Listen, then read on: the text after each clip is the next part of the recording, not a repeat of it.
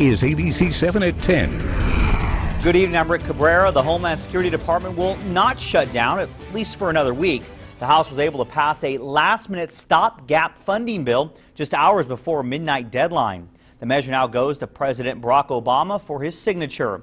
Democrats joined Republicans in backing the bill. Some of the most conservative Republicans are against the bill to fund Homeland Security until the end of the fiscal year because the bill fails to block President Obama's executive actions to protect millions of illegal immigrants from deportation. The one-week extension will buy them more time to fight Obama on immigration. It wasn't what Democrats and the White House wanted, but they had to play ball. Every mayor, governor, police chief, sheriff and police commissioner, fire chief, and emergency manager should be concerned about this. Here's what could happen in case we revisit this scenario again next week. A partial shutdown of the Homeland Security Department means up to 30,000 non-essential employees would be furloughed. The employees affected are involved in planning, auditing, and training.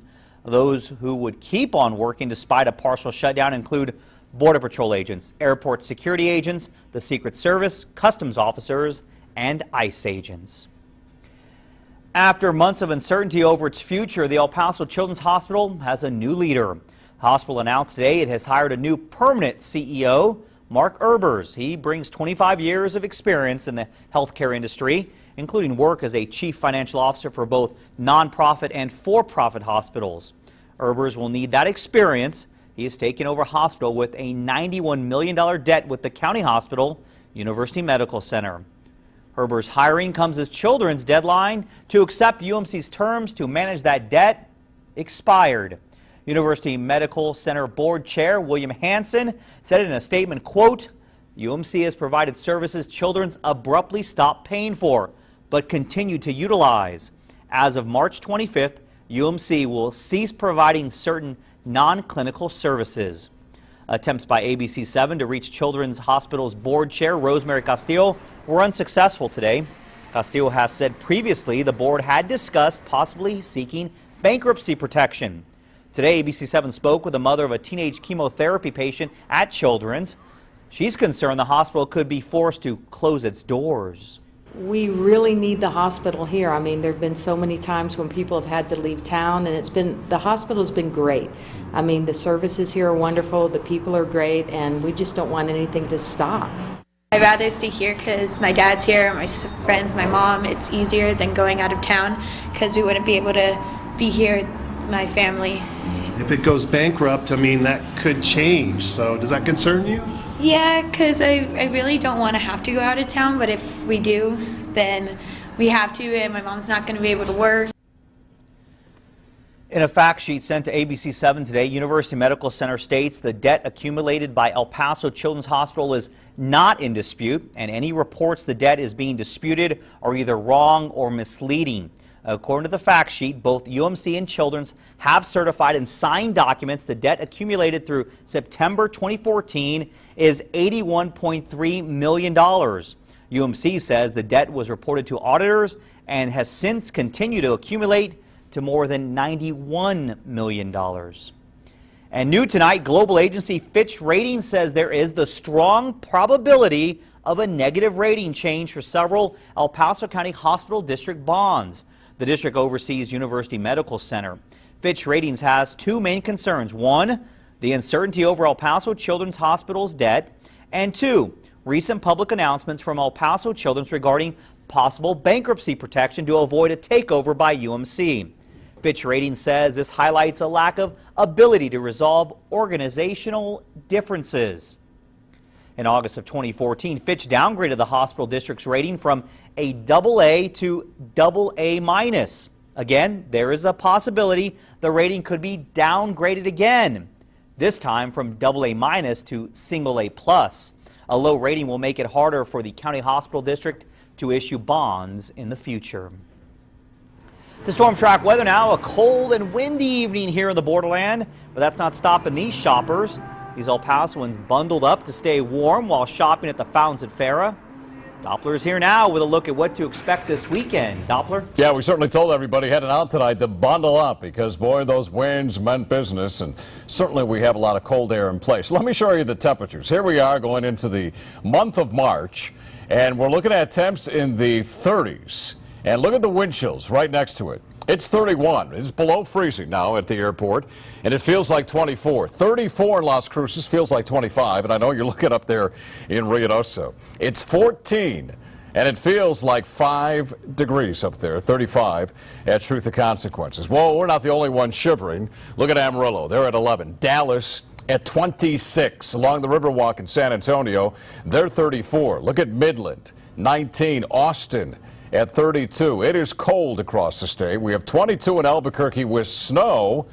In fact, they're going to see quite a bit of snow overnight. We'll talk about that and our forecasts. How does it look for your weekend? All coming up. Doppler, thank you. The superintendent of Las Cruces Public Schools is warning students do not walk out on Monday. Some parents and students tell our New Mexico Mobile Newsroom they're fed up with the classroom practice of teaching to the test. Their frustration is mostly aimed at the park, a new state-mandated test. Monday's walkout would coincide with the first day of testing. Superintendent Stan Round says students who fail to pass the test will not graduate, and they only get 3 tries. I think the biggest frustration here is the high-stakes nature of the testing. I think there's also, and we've had this discussion for the last several years, as we've tried to deal with how we reduce the impact of testing. I just feel like it's putting unnecessary pressure on students at all 3 levels, you know, elementary, middle, and high school, to pass a test when really it's not an accurate assessment of what is being taught in our schools or of our students. The district says there will be disciplinary action against students who do walk out. Voters in the Ysleta Independent School District are being asked to approve a $452 million bond proposal. The district says it needs to borrow money to renovate aging schools and create contemporary learning environments. Today, Superintendent Dr. Xavier de la Torre delivered his State of the District address. He said the district needs to give teachers the best tools to teach and provide students with the best environment to learn. He also spoke about making tough choices, including closing certain schools and consolidating others. People haven't accepted and come to terms with the fact that we likely have too many schools. So when that isn't addressed, you dilute the resources available by trying to provide even schools that are unnecessary with improvements at the expense of other schools that are needed. The Eastwood feeder pattern will receive about $94 million in bond money. De La Torre has told ABC-7 $75 million will be used to rebuild Eastwood High School. City Rep Lily Limon was at today's address. She told us she believes Eastwood High School is, because it is landlocked, she told us there are plans to transform it into a 4-story high school. I will be hosting ABC-7 Extra this Sunday night. Dr. De La Torre will be my guest. He will speak about the bond proposal and his vision for the district's future. If you have any questions for him, email them to KVIA@KVIA.com. In other news, investigators say a man devastated by the death of his ailing mother went on a shooting rampage, killing 7 people. The crime scenes stretch from home to home in the rural town of Tyrone, Missouri. Police say the gunman, 36-year-old Joseph Jesse Aldridge, killed himself. Investigators say some of the people Aldridge killed were his cousins. A mail carrier who knew the family spoke to reporters.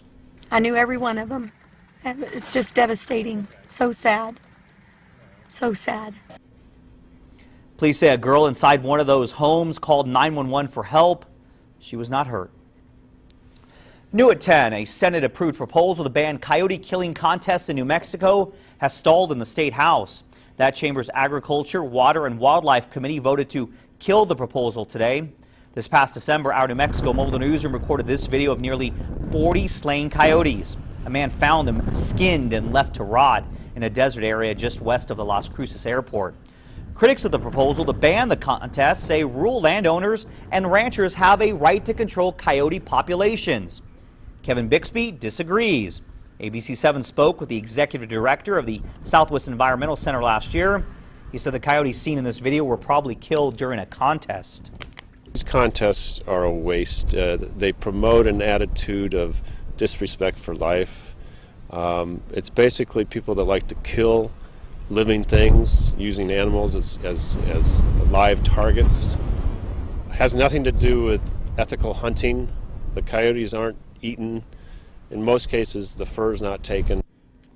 Animal rights advocates are vowing to continue to push for a ban. Hunting organizations say hunters pour hundreds of thousands of dollars a year back into habitat management with the purchase of licenses and permits.